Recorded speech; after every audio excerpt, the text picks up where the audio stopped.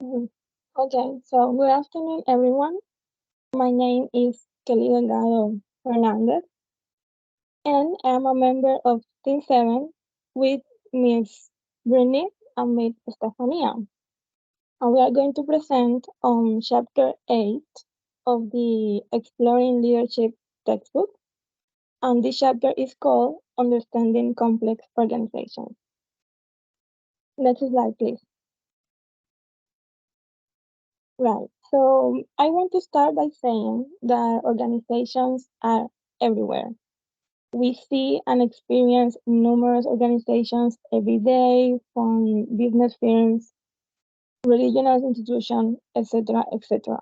And in fact, we are all here right now because we are member of an educational institution like Costa.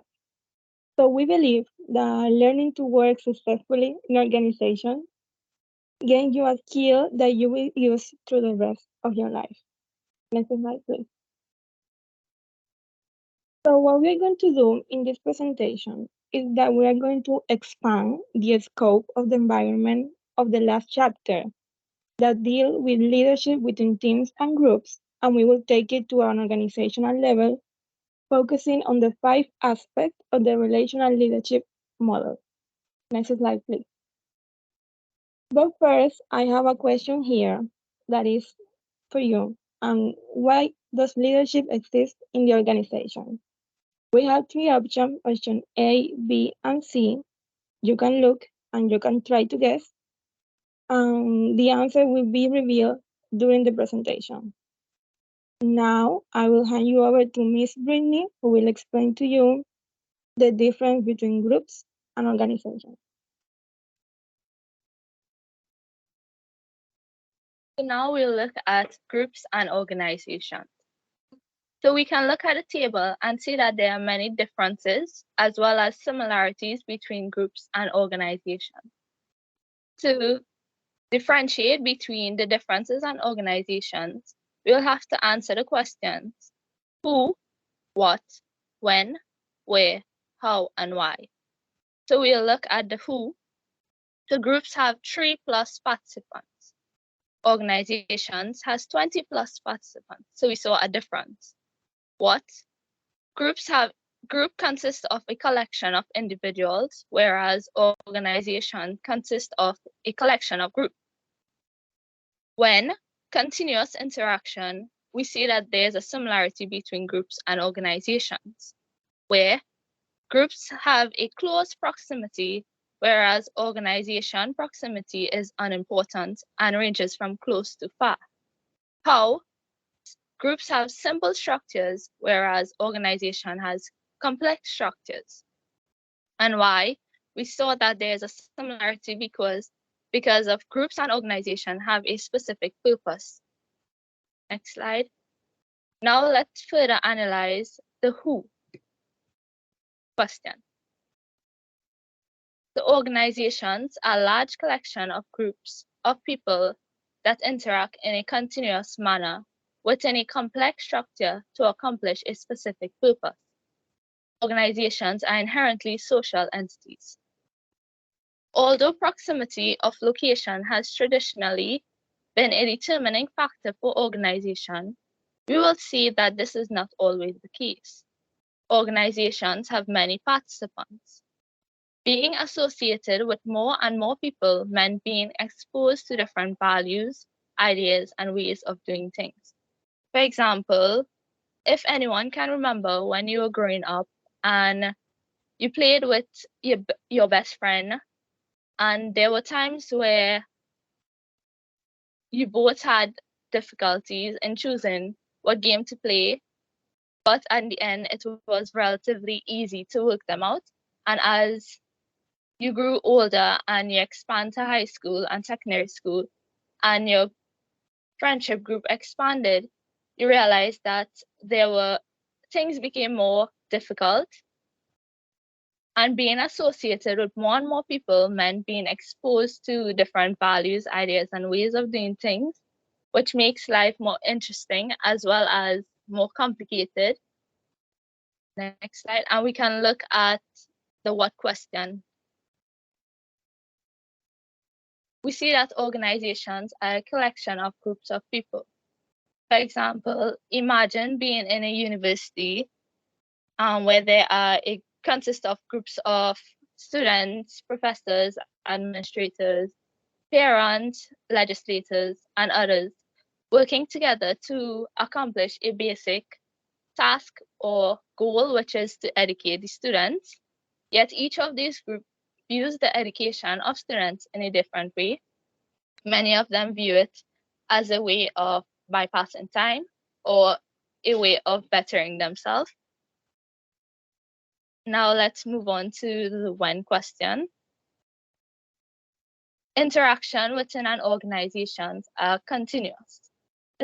The success of any organization depends on the various groups within it and staying connected so they can work together easily and effectively. For example, I am part of a marketing group and we were given the task of coming up with different strategies to advertise and launch our new product. And throughout the whole week, there was no communication between myself and the rest of the members. So during the meeting, we were unsure of the strategies that everyone chose and what strategies to put forward during the meeting. And the meeting was a complete fail. And as a group, we failed to accomplish a simple task due to lack of communication. And becoming isolated or separated can have a negative impact not only on the group, but as a company entirely. So therefore, the marketing strategy that we were supposed to come up with has been pushed back a month later due to lack of communication between the marketing group. We can now look at the where question. So proximity, being physically close to other participants, is certainly helpful, but not absolutely necessary in organization. This is contrary to our concept of an organization, as people working in the same room, or at least in the same building, as we will discuss later in the section of virtual organization, there are a growing number of organizations that are physically separated, yet remain connected through technology and a strong belief in a mission or purpose. Now let's talk about the how question. Organizations are complex in their structures. There are usually many layers and departments in the organizational structure, and many people involved in leadership and decision making. Let's look back at the university, for example. To be successful involves different groups in the educational process, different rules, policies, and procedures that must be put in place to accomplish these tasks. And there will also be a number of different leadership positions. For example, let's look at the leadership roles of a teacher. So their role is to provide mentorship, to inspire learning, to create meaningful experience, and that's just to name a few. We can now move on to the why question. Organizations exist to accomplish a specific purpose. We have all been participants and possibly leaders in numerous groups and maybe organizations throughout our lives. But we probably have never stopped to ask the question, I wonder how this organization got started. Unless you're part of the core group that started an organization, it was possibly just always there. Your participation began with you showing up at a meeting and either continued or ended based on how your needs were met by the organization. Now I will hand you over to Kelly. All right. So organizations are complex systems, and I'm going to explain to you why. Next slide, please.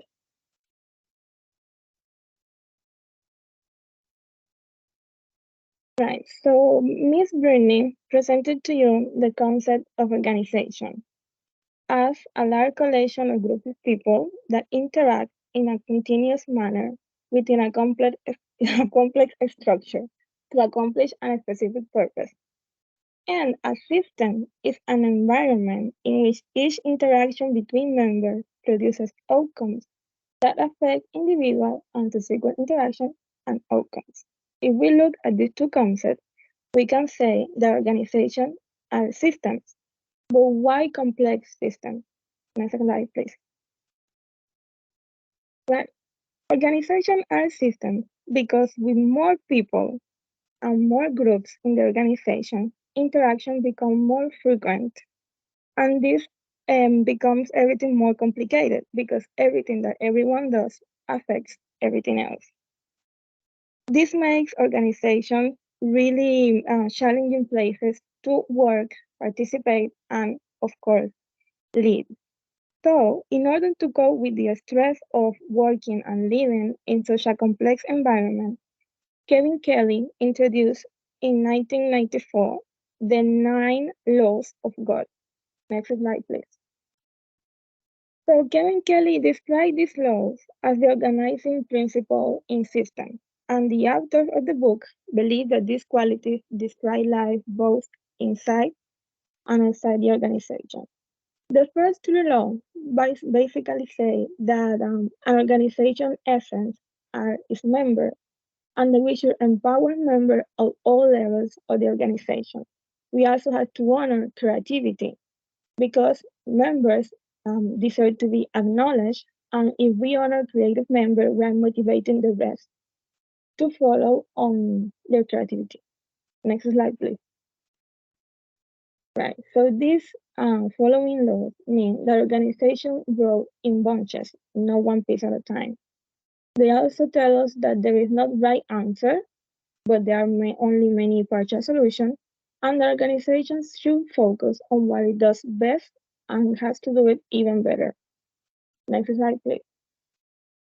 On the last law, say that we need to add disequilibrium into the organization. And this doesn't mean that the organization has to be a chaos or a mess. It just means that a little bit of disequilibrium may foster creativity, innovation, problem solving skills among employees, etc.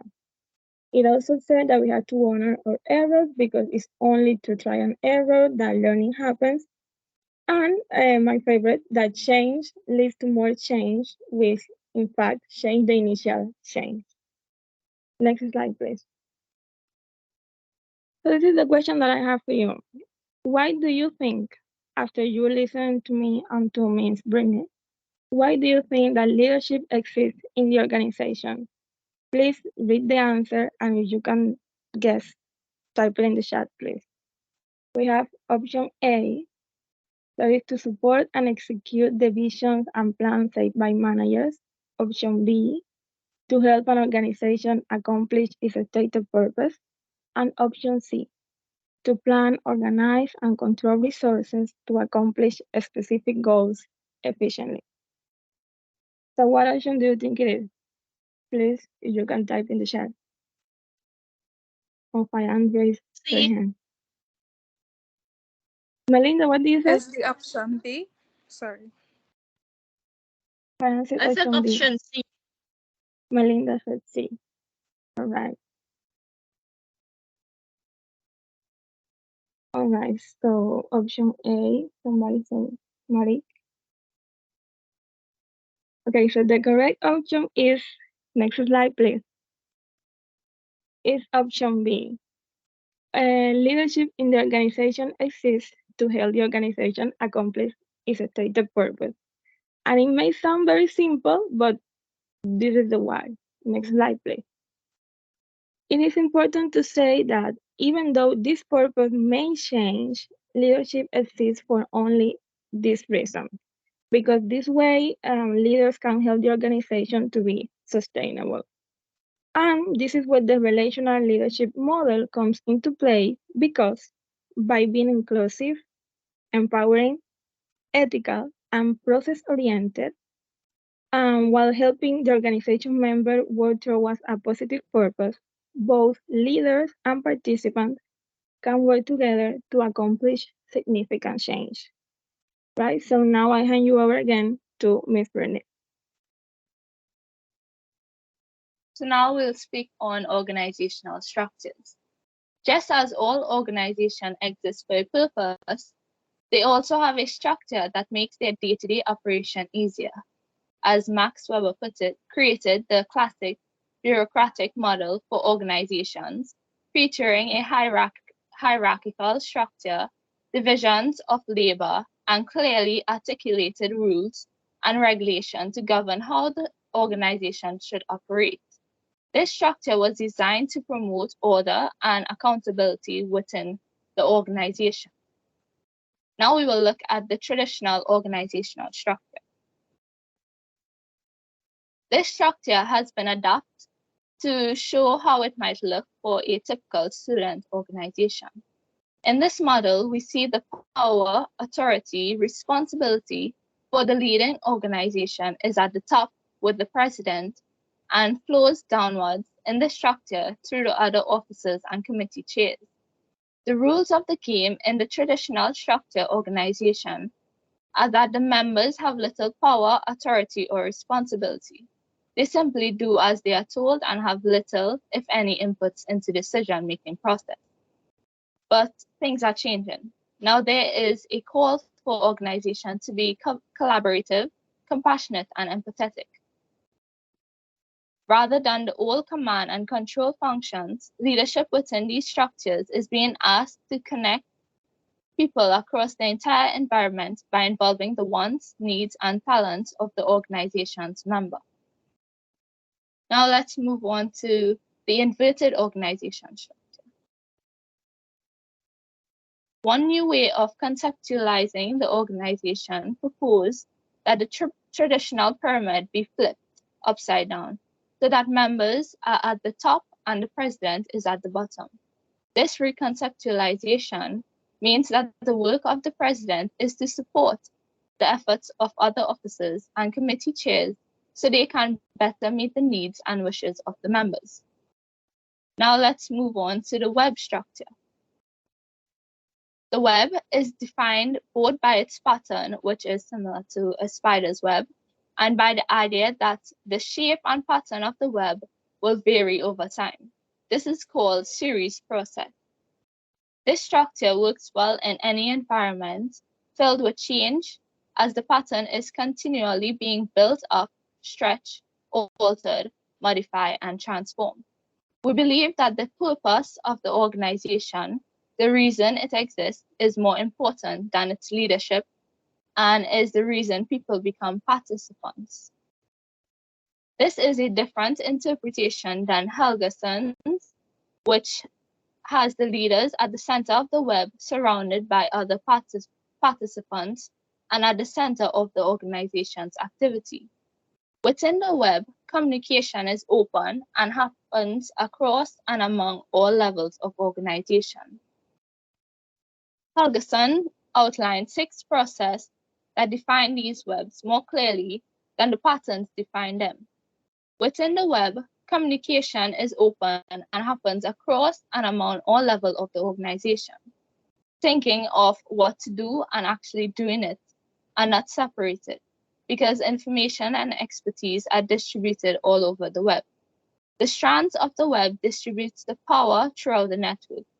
So those who come up with creative ideas feel they have both the responsibility and authority to follow through on implication. Reorganization is easy as the web can tighten around it, center, or become looser, and there is less emphasis on who is in what position or who holds how much power. The strands radiating out from the leader provide points of connection to the outside environment and allows new members to latch onto the organization. Finally, the web organization consistently reinvents itself through a process of trial and error.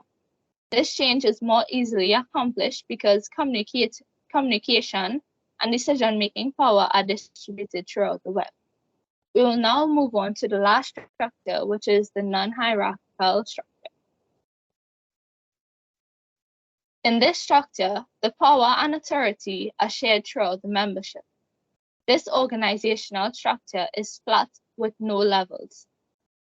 Decisions are made by consensus and leadership rules are shared by all. Many organizations use a non-hierarchical structure for philosophical reasons. The members believe in true equality. An important note to remember is that the structure is not the organization. The organization is the membership, the people who have come together for certain purposes.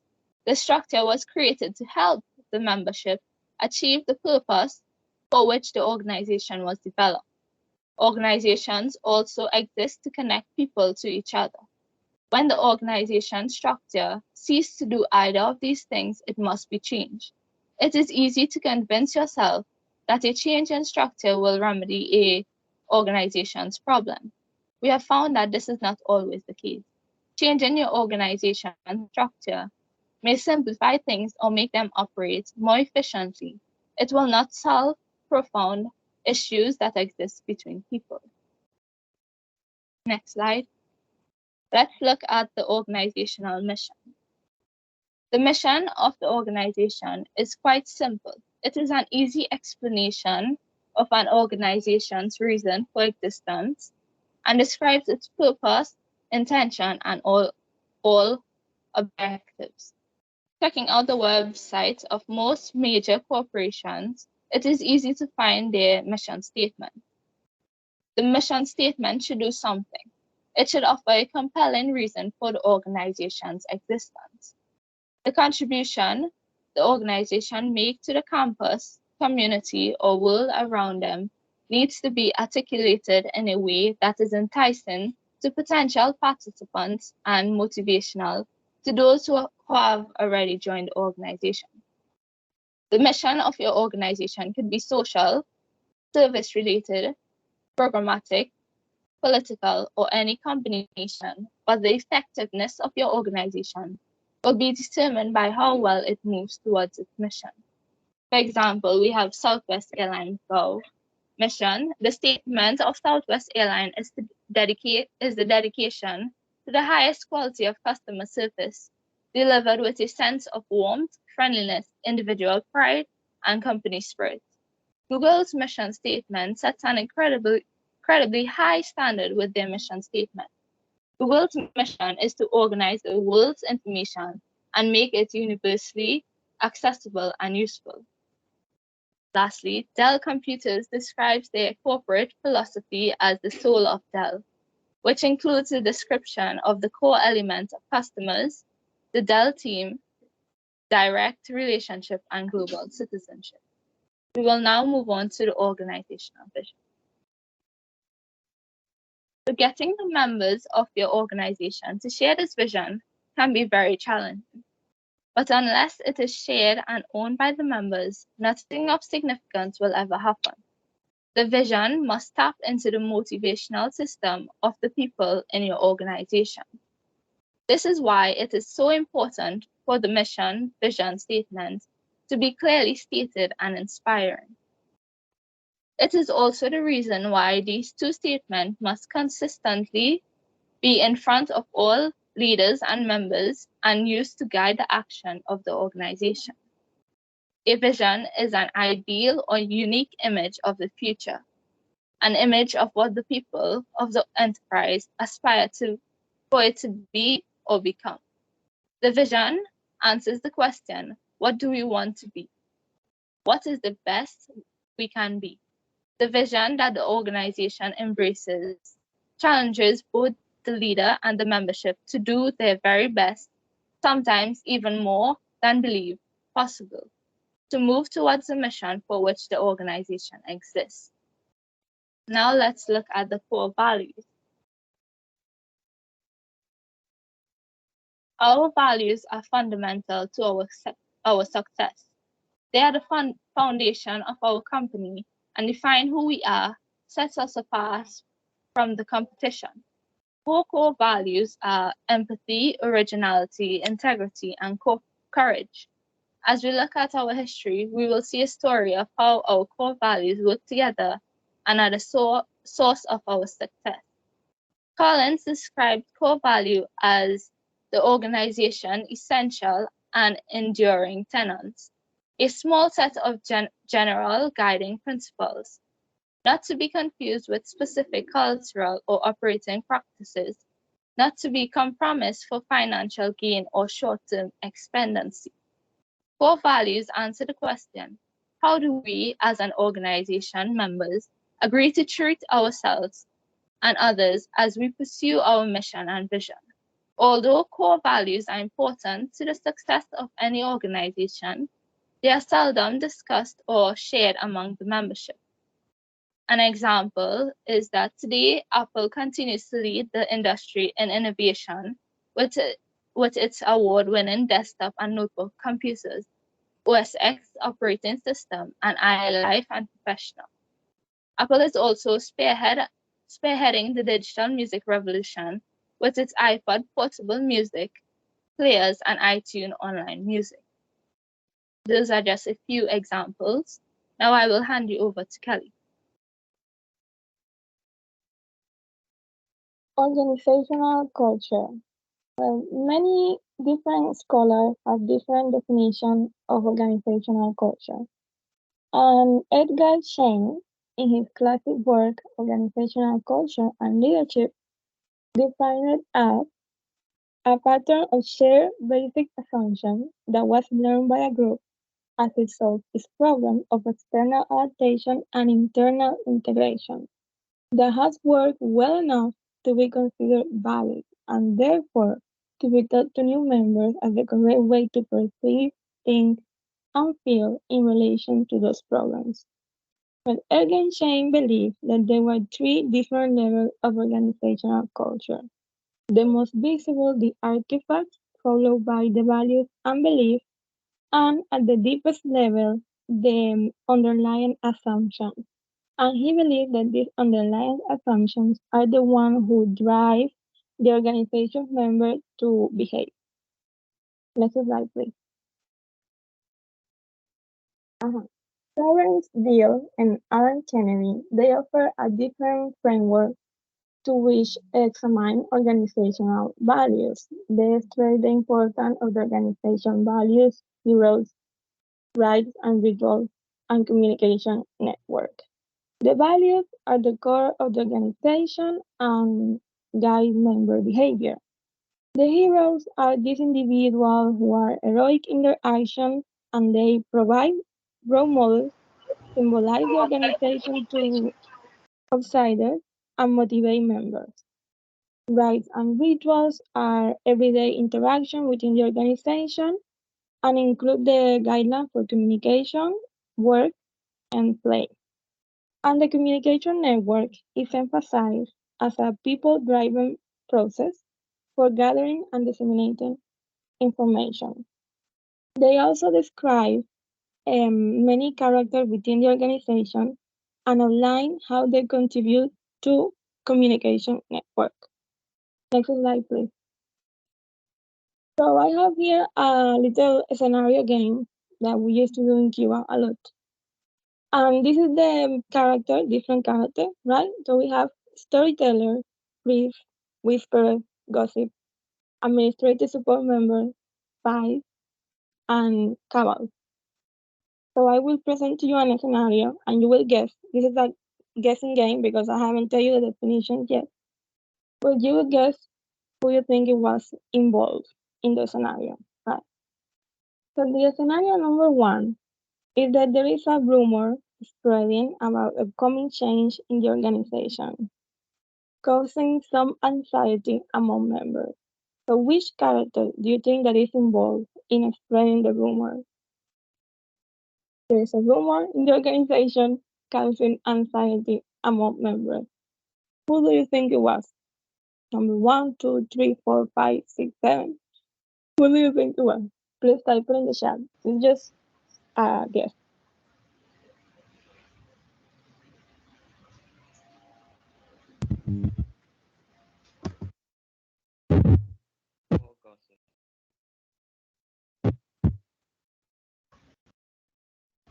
Is it Right. 4? Huh? 4. Number four, gossip. Maybe. Anybody else? I will say 4 as well. Mm-hmm. Okay, so next slide, please. Yes, the correct answer is 4, of course. This is a rumor. It has to be a gossip. So gossip, they provide information about what's going on in the organization. Sometimes what they say is true, sometimes it is not. So this is the second scenario. A long-standing member of the organization is known for upholding the organization values and traditions. Which character do you think it is? It's just a guessing game, remember.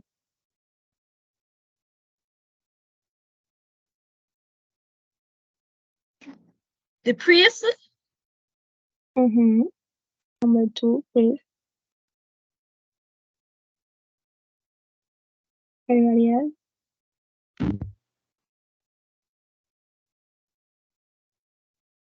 Answer 2, please. Mm-hmm. Is it 2? Mm-hmm. Number 2, please. Okay, so the correct answer is, next slide, please. Number 2, please. You both are correct. Next scenario. Leaders in the organization receive confidential information about the organization operation from a trusted source. Which character do you think it was? So leaders receive confidential information. Maybe a storyteller, whisper, administrative support, spy, or counts.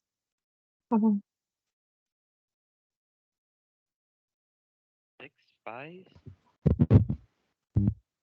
What? Spies? Spies? Yeah, maybe. 6. It's a spies. Okay. 6. Melanie says 5, administrative support. These are the individuals who tell leaders what is going on in the organization. And the correct answer is, next slide, please. 5. So 5, go tell leader everything.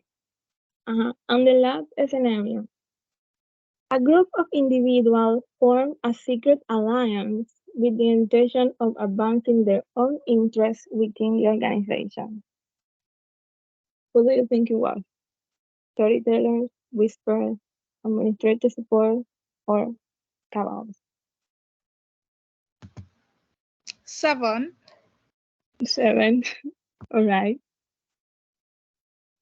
A secret alliance. Who will form a secret alliance within the organization?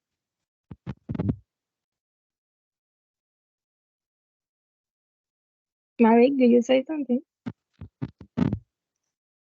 Say number 2, whisperers. Whisper, maybe. Mm-hmm. Okay, so the right answer is, next slide. No. The right answer is cabals. So cabals are the individuals who form a secret alliance. Okay. Next slide. So the rest of the concept, right? So storytellers. Storytellers, they interpret what is going on in the organization, and what they say may or may not be true because it reflects their perception of what is happening. Whisperers work behind the scenes, and they have power because of their close connection to leadership. And the administrative support sources can tell members or employees what is really going on in the organization because of their access to important information. Next slide, please.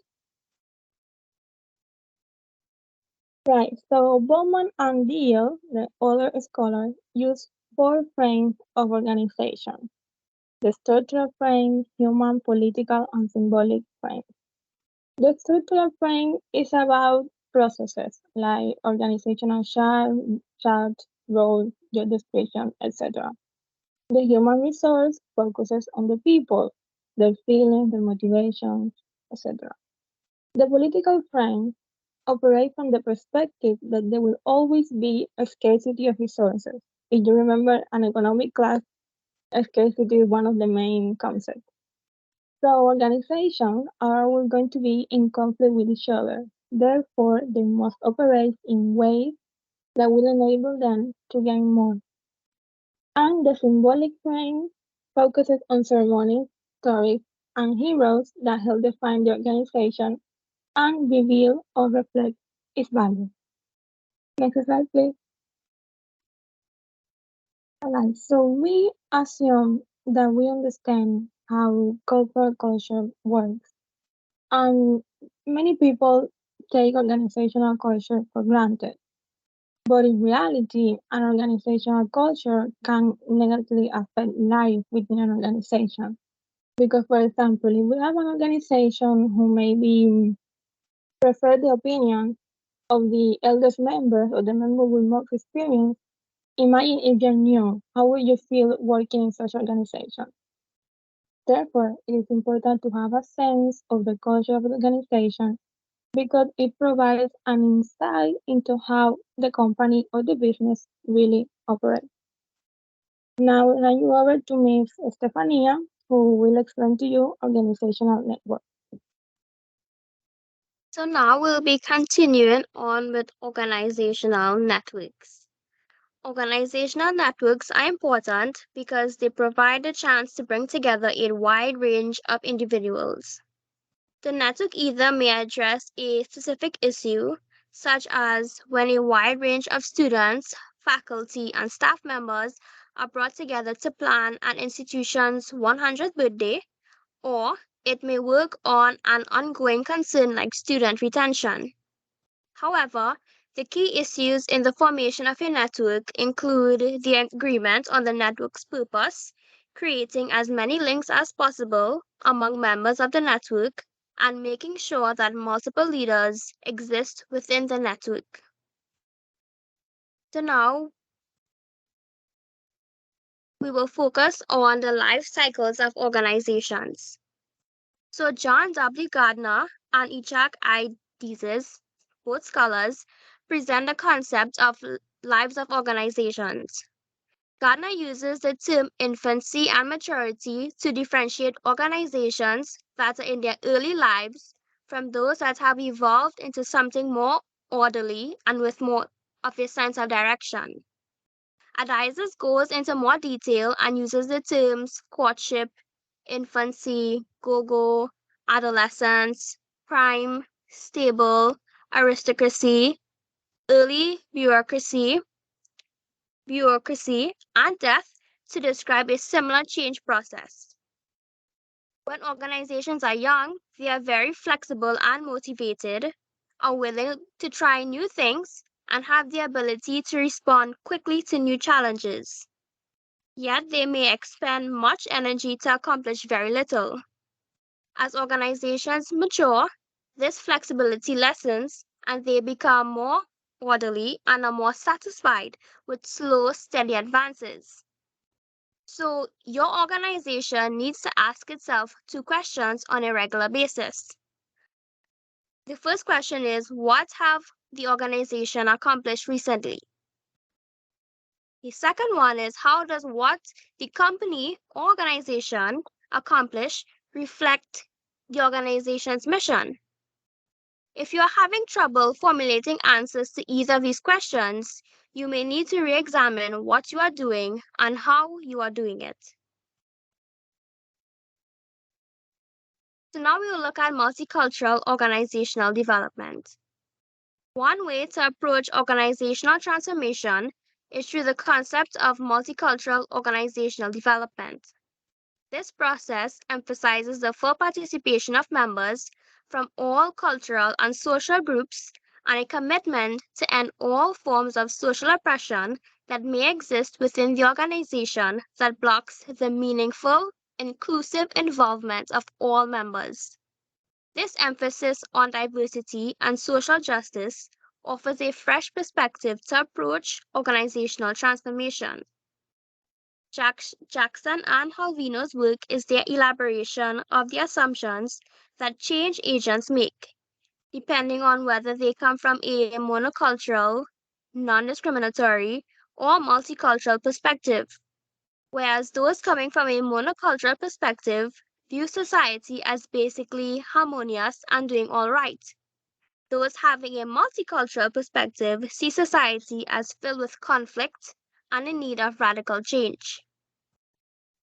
The other is learning organizations.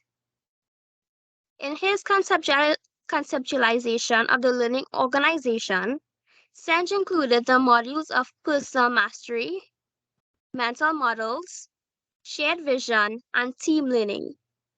These modules make up a framework of systems thinking. Each is interrelated with the other. Personal mastery involves individuals doing the best possible job. For a treasurer in an organization, this might include knowing how to use new financial software, being able to follow the steps needed to purchase something, and having budgeting skills.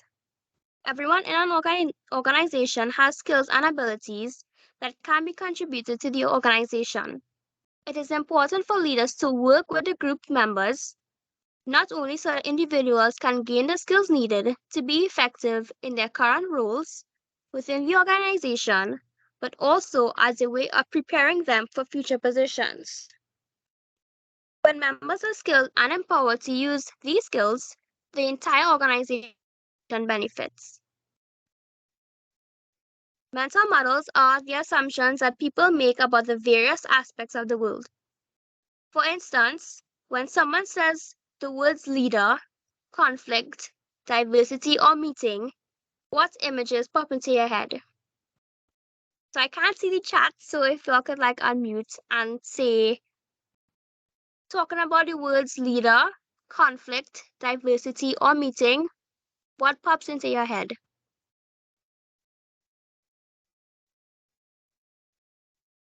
You could even describe it if you want. If the word leader, you see a particular person, conflict, and so on.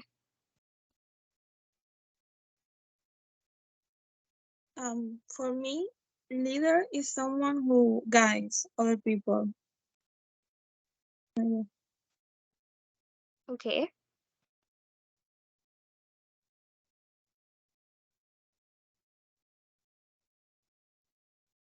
Anything else? Conflict, diversity, or meeting?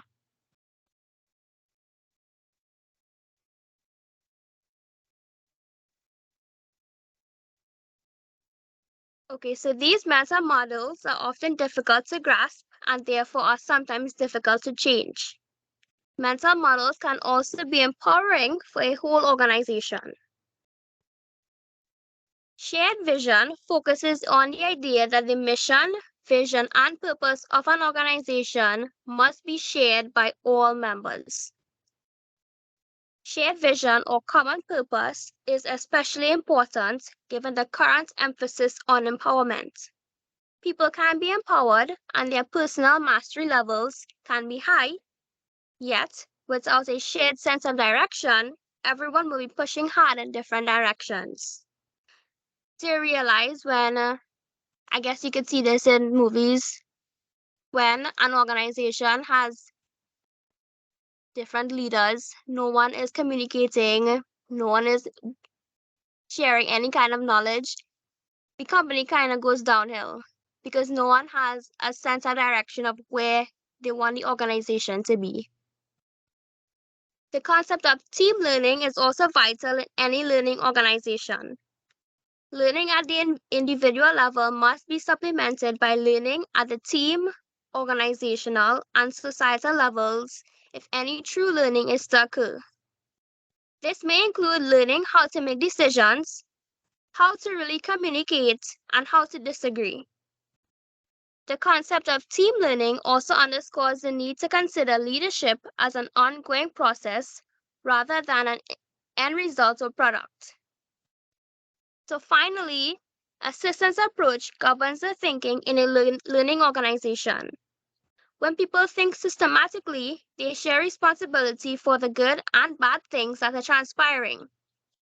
Rather than looking for someone else to blame, members of a learning organization hold up the mirror and ask what have they done to contribute to the problem. Think of how many problems we blame on someone or something else rather than accepting responsibility for them ourselves and working toward a solution. So now Brittany will now take you on to virtuality and the impact of technology.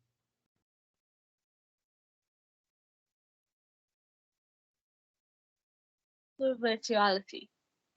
So Charles Handy, a scholar, defines virtual organization as an organization that do not need to have all the people, or sometimes any of the people, in one place in order to deliver their service.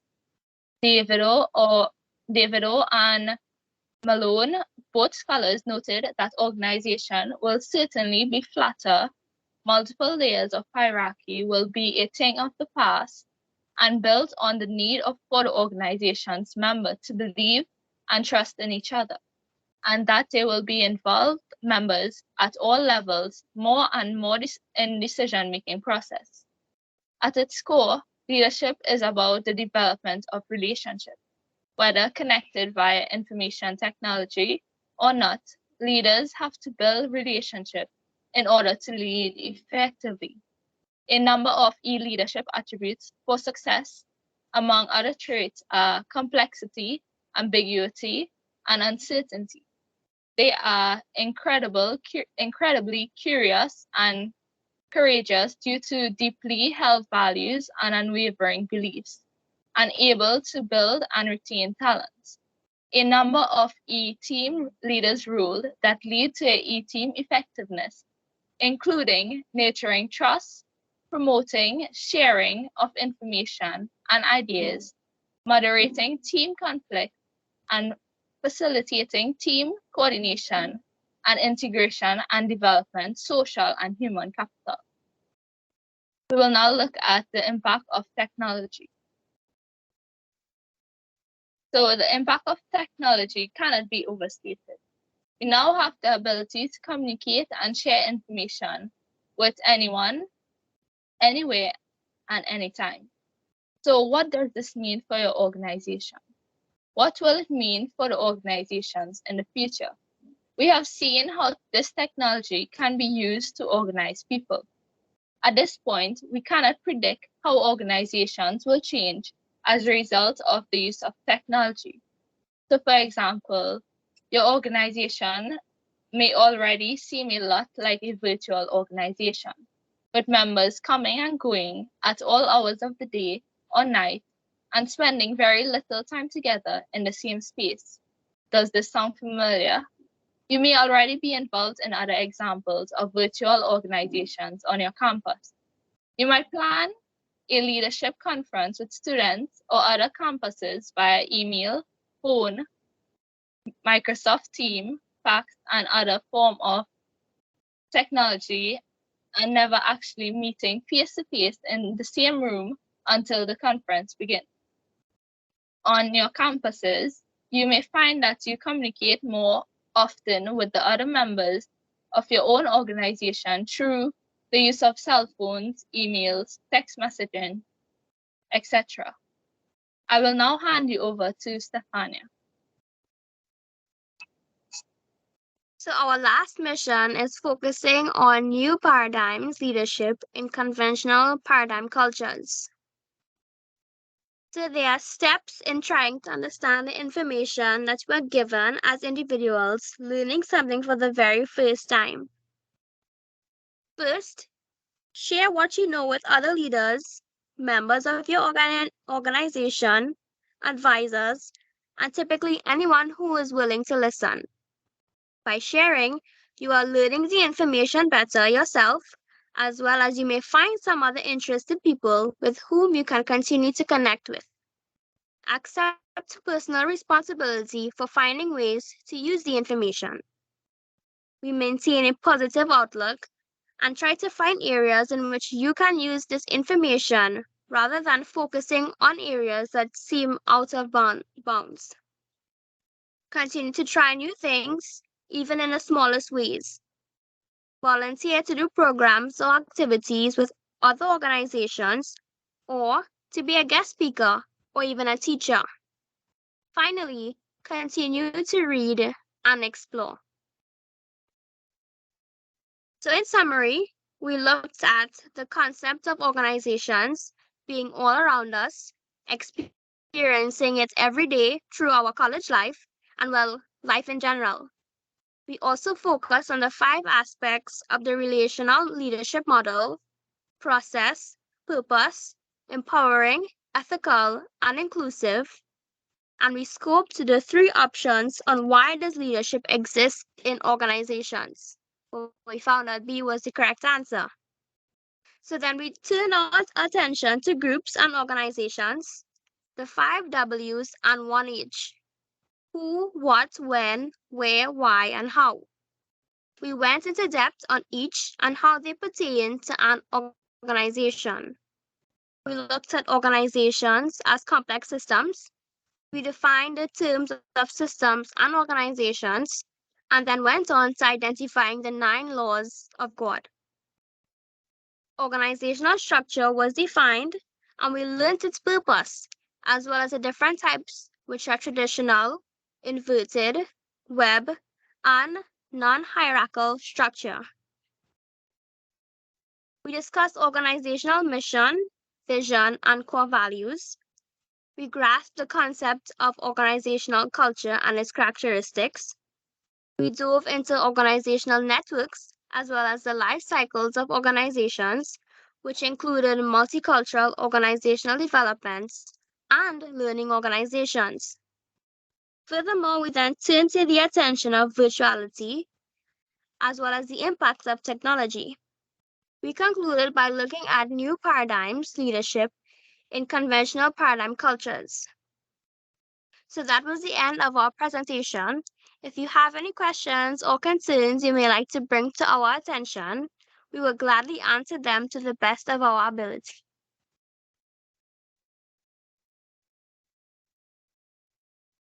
So if you don't have any questions, thank you for listening.